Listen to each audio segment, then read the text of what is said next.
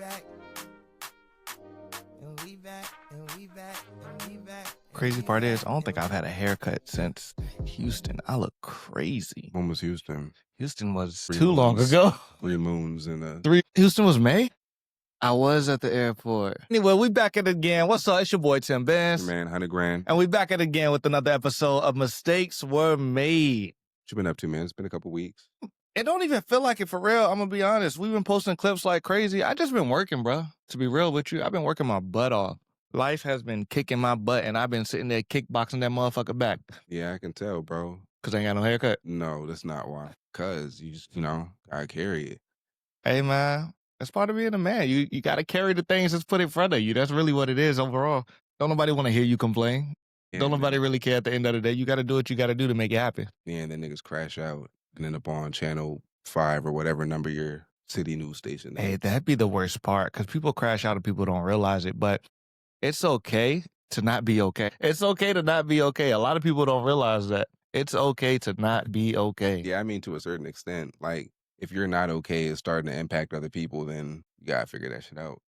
Yes, but if you're not okay, you got to learn how to deal with it yourself to Yeah. make sure you keep yourself in your own standings. Because if you're not okay where it's reflecting on other people and you crashing out on other people because you're not okay, that's something deeper than just your daily struggles. Yeah, and I mean, that's not to say that you shouldn't rely on the people around you, but there's definitely a way that you communicate that something's going on to people than just Yeah, lashing out. yeah, And for a lot sure. of that is like, a lot of people try and carry shit like for days and weeks and months, and all of a sudden when they feel like they can't no more, it's like, oh, I'm gonna try to let it out. And then by that point, it's no way to filter it. It's just too much. Yeah. Vent or decompress. Like, play the game, work out, I don't know, hit some gas, whatever your little respective. These your avenues to go. No, I don't do any of them for real. My biggest right now is probably, I don't know, the gym, sleep, and like scrolling. I'm trying to find something more productive. So if you got any examples, throw them in the chat. Oh, I do want to start crocheting.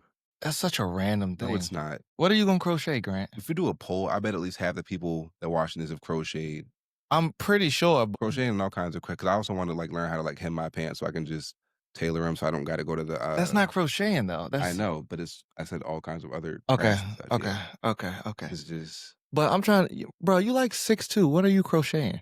things that are too short or things that I need long, like a bigger quilt, You king size quilts. Man, I feel like if somebody were to give me something crocheted that would come for the heart and they took their time to make it, something crocheted would be deep. It would be deep, like a gift from somebody that's crocheted. Yeah, That's not bought at the store. I didn't got gifts. We talked about this last time. You get a gift from somebody, it's real sweet, and then y'all break up or y'all mess with each other no more. Then it ends up at Goodwill. Right, but if it's a blanket and it's a warm blanket and it's crocheted, I'm keeping that motherfucker. Yeah, Now it's a tax write-off. it's definitely a tax write-off, bro. It's like, just like you said, gifts giving back, things like that. We can actually correlate this episode to flow into that. So, what do you feel are acceptable things in a men's world that aren't acceptable things in a woman's world, and vice versa? What are the double standards of life when it comes to men and women? I think that we allowed to be a lot more, what's the word? Stupid. We're allowed to be more stupid? Because we see stupid different ways. And I think that's one of the fundamental things. Like, our stupid is like, we go do some shit and then we didn't say we were going to do it before. And then we come back and it's like, oh, why didn't you say that you were going to X, Y, Z? Yeah. A lot of that goes, to logical and emotional. Yeah, exactly. A lot of men are logical and a lot of women are emotional, but I know a lot of emotional men that don't think logically. And then like our stupid would be like, or, vice versa. You're doing this thing and then you do it again and you do it again and again and again. That's insanity. Yeah. But like, you could also call that passion or whatever. So it's perspective. But like, if you only see it as insanity and they only see it as passion, you're going to have a fundamental difference. Whereas you could just see it as, hey, maybe you shouldn't, make the mac and cheese in the microwave. Maybe you should try the stove or the oven or a different dish. I mean, as long as it has a outcome that's good, then we're going to keep it at, different differences in ways to view things. But when it comes to those outcomes that are detrimental, like, No outcome where mac and cheese is good. All mac and cheese is detrimental. It's an abomination. you're sick. You can leave. Mac and cheese is just punishment to the planet, and You can leave. all of you are endorsing it or just You can get off the podcast. I'm Anyway, co-hosting the podcast of Mac and Cheese Murderers. It's cool. just because you now who I ain't gonna take it there. Just because you can't make mac and cheese and you grew up eating I your can make mac and cheese. It's crazy. I make really good mac and cheese. I just don't like it. I made it and made it really good just to spite the fact that I don't like it. I'm gonna make it. People are gonna be like, "Oh, this is so great." And They I'm just never gonna lying. make it again. They lying to you. They lying to you. Anyway, back to what we were supposed to be talking about. The reason I brought that up was I ran into somebody from a vacation trip of mine, right? You met them on the vacation? I met them on the vacation. So where'd you see them? Like around the way? They're actually from Maryland. I met them. Where'd I meet them? On one of the birthday trips I go on with Mo. I met them on a birthday trip. They live in Maryland. And back then I was like, oh yeah, so when we get married, she said, where's my ring and my prenup? Oh man, that's insane. Where's my ring and my prenup? And you I had it already too, didn't you? I wouldn't take it that far. Why the prenup? So that's my question. The prenup was the biggest thing to me. I took that two ways. I'm like, all right, cool. The prenup means you got your shit together, which means this might be a good route to go.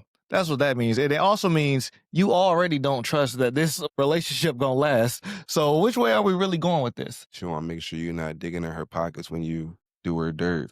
But do her dirt is crazy. So as a man, I feel like I should be the provider. So it really wouldn't be digging in your pockets, because even if you got it in your pockets, I'm gonna try to make sure that it comes out of my pockets when it comes to a lot of it. That's another thing. The conversation gets a lot easier when it's not two people coming home from work, both tired, and you're expecting one of them to still do like, you know, 100%. domestic shit. Like, if you got to understand it, like half and half isn't like, all right, you come home and I'm gonna sit on the game while you cook after you just work. It's like, all right, we gonna cook together, or we're gonna like put this together to get some bread or whatever.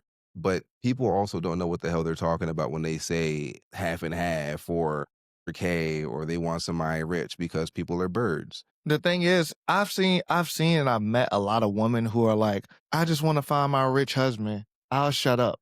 You do realize if you find your rich husband and you just shut up, that relationship probably won't last, because any man who is probably rich wants someone that can challenge them and find out how to make more money.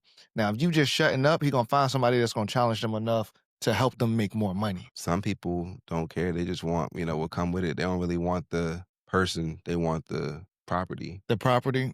I feel that. I can't do that. If somebody can't challenge me physically, mentally, emotionally on a level that... Physically, what you should be choke slamming your partner. No, like physically meaning sex, dumbass. What's that? Goodbye. I do like a good, mental challenge, because if you can't talk about your day, and I don't mean like just I saw something funny like XYZ happened and it made me think about this, like why are we here? And it's like, I thought about that too. I really don't know. But I also, do you feel like you carry a lot of conversations in like your dating life, or just a lot of the plans and dynamic in general? Yes, I feel like I do. But do you feel like that's obligatory as a man? I feel, that's a good question. Because like either way, it's up to you. Like, you could be obligated to hold the door for people when they walk up to you and, slam it in their face. I don't have to do anything that I'm obliged to do. It's just something that you're accustomed to. Yeah, or if that's your values or not. But yeah, it's not really, if it's not a lot of sweat off your back to do it, but you're sweating the principle of it, that's going to cause a lot of problems. Like, oh, I'm always doing this and that. But if it's not a whole lot of energy, or it's not a whole lot of excessive work, and you're just, kind of complaining for the sake of complaining because it's not fair, I think that that's kind of weird. I do it, but I think it's weird. It's weird. I will agree with you. It is weird, because at the end of the day, you're choosing to be in that relationship or with that partner where you're choosing to carry those things that you already knew. Man, it's not even just dating, bro. You've been in a workplace where like you go in a joint and you're not the workaholic. You don't even want to consider yourself like you going dig hard doing this stuff. You just do your job and you do it well. But because other people don't, now your job becomes harder because it's also their job. Yes. Okay. So, I mean, I feel like when you start seeing that in a relationship, you really got to evaluate, like, is that dynamic that you want? You know what I'm saying? Like, you are... No, that's why you leave jobs. That's why I was going with that. I know. So in the workplace, once you feel like you're doing more work than the other person, but it's still the same outcome financially, or it's still the same outcome on the level that no one is benefiting, but you're working twice. Well, everyone is benefiting, but you're working twice as hard as that person. Then a conversation needs to be had, and some people can't take that conversation. It's value too, though. Like a lot of these things don't happen when both parties are like recognizing that the other person has a good thing going for them without the other person and that they're choosing to be with them. When you're with somebody out of like fear of being alone or because you like what they got, then it's always going to be fragile. Because if that goes anywhere or they go anywhere, then It's going to break. Yes. You have to find yourself as an individual before you can find a partner that fits with you. Because if you don't know who you are as a person, then how can you become a pair? yeah, that's one thing I think that men accept that women don't is kind of like, what do you like to do? Nothing really. "Oh, okay. So, tell me about yourself. What do you mean? There's not much to tell. Bruh, I'm a person of action, and I feel the best way to have a conversation with anybody about anything is to be on an adventure or be doing something. That's how you really find out how people are. Yeah, like an escape room or An escape room or even a hike. or bowling. I cook the shit out somebody in bowling in the name of love, but you're still getting strike, up, turkey. Come on. Then it's gonna be like, why your weird ass getting all these strikes in bowling? What you do, sit at the bowling alley all day? Exactly. That's why you got to take them to different things every day and then still cook like Mortal Kombat. And then you go play cricket and then you go play something on their turf. Like, I don't know. You ever See, I was thinking I'm thinking more of like things where you got to work together to figure out if that's your partner that you can work with. Like you got to go to like a cooking class. You got to have a pizza competition together. You got to, them little rug classes that people doing That's right a now? good point. But I guess I wonder if some things just aren't, when you have your person, are some things still just not a together activity? Like some people really aren't cooking together people, just like some people aren't leisure time together. Like some people like to go in their man cave That's while the they like point. their own thing. That's the point. That's my whole point with that. You have to put yourself in awkward situations to figure out how that person will act when outside of their norm. Because if it's the norm and that's all you know, then when something different comes up, they're not going to know how to react. So you have to take them, put them in another environment to see how they act in that environment. Because once you put them in that different environment, it's like, all right, if we run into a problem and things change, you have a 6-figure job, but you lost your 6-figure job. Is that person going to up and leave, or are they going to sit there with you and help you try to figure out what's going on and make it through? Yeah, a lot of problem solving type stuff like that. But I Exactly. mean, it's hard to tell some things up front, like pregnancy, for example. I don't and will never know what that's going to be like, but I understand that it's very traumatic throughout the entire process, the before, the during, and the after. And because of that, a lot of stuff could be, a little heavy, a little heated. Okay. Kind of just got to, bear with it because you're not the one bearing that. Does that make sense? It does make sense. And I can't really speak on that one at all because that's two different things, to be honest with you. When it comes to women and that pregnancy stuff, I don't even try to question it. That's their realm. I don't question their realm. I stay out of it. I think there's a common ground. I think that there's a understanding that I don't really have the empathy to be there, like physically, but if I understand that there is pain there, then I can at least be present. I feel that. I forgot we were live on Twitch as well. Hello, friend. Your streams are amazing. Just gave you a follow. Keep up the great work and success will surely come your way. That's motivating. That's real. I appreciate that. What's their name? That was Miller Game. Miller Gang or Miller Game? Game, Game, Miller Game. Nice. Positive reinforcement is a thing that a lot of people need because every now and then somebody have a down day and just, hey, you look nice today. Hey, you're doing a great job today. Hey, this was going on. People don't do that shit no more, man. Yeah, I try and give like 3 compliments a day just randomly. I don't. I'm people. Yeah, and then I just, give like 3 hating ass things every day, like shit ain't leather, nigga. What? Just fade. You're just sick. Keep it moving. You're sick. You're sick. Stick with them. Just like how it's a really pretty smile. Stick with them. You gotta even it out. What Thanos says about balance. You gonna snap your fingers and the world gonna disappear? I don't have the gauntlet, bro. Bro, get it together. Speaking of which, I got the unlimited joint for Regal for the movies joint. We got to go see like damn near everything that's out. Bro, they free on Tuesdays right now anyway. Yeah. Not free, but And then Mondays they got the mystery movie. See, They're not getting the free endorsement out of me though. You just whole barred it up. Exactly. It's cool. But I did want to kind of touch a little bit more on what we accept and why, because so much of it is just society and the men are supposed to XYZ. But after a certain point, when do you start challenging that, you personally? Like, what are the things that you see that most people kind of accept or would adhere to that you challenge? Things I've noticed in my life in general, things that I do, I will continue to do things that I'm supposed to do till I realize that things that that person's supposed to do aren't being done.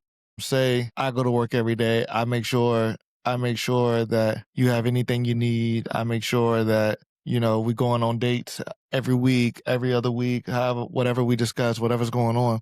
And then if you want holding up your end of the bargain, meaning when I come home, I'm still getting asked, "Hey, what we eating for dinner?" Or I'm getting asked, "Hey, where we going this weekend?" I'm bored. We I'm haven't done bored. anything. Right. If I'm paying for these things, or I know what I'm handling, and you know that I'm handling these things, I need you to come up with some ideas. I need you to contribute. I've gotten to a point where I feel like, I guess you have to vocalize that, but even that turns into, It turns into an argument. Yeah. but it's still giving people the autonomy to say no, or I don't want to, or that's because that's where a lot of people end up getting trapped in. They so absorbed in being with that person that they don't want to challenge it. They don't want to go to that escape room.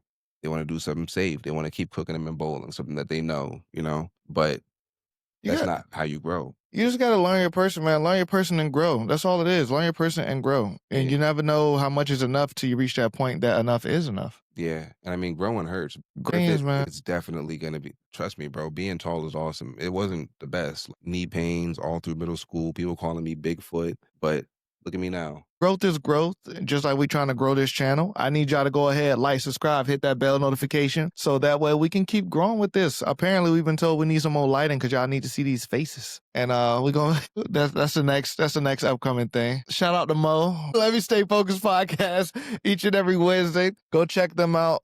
I got an episode up there with him. Grant was supposed to be up there, but Grant had to grow, and now he's growing in a new direction. Well, he'll be on the next one. Like, subscribe, hit that bell notification. It's your boy, Tim Bass. Hey man, 100 grand. And thank y'all for coming back again. Good night, y'all. Good night.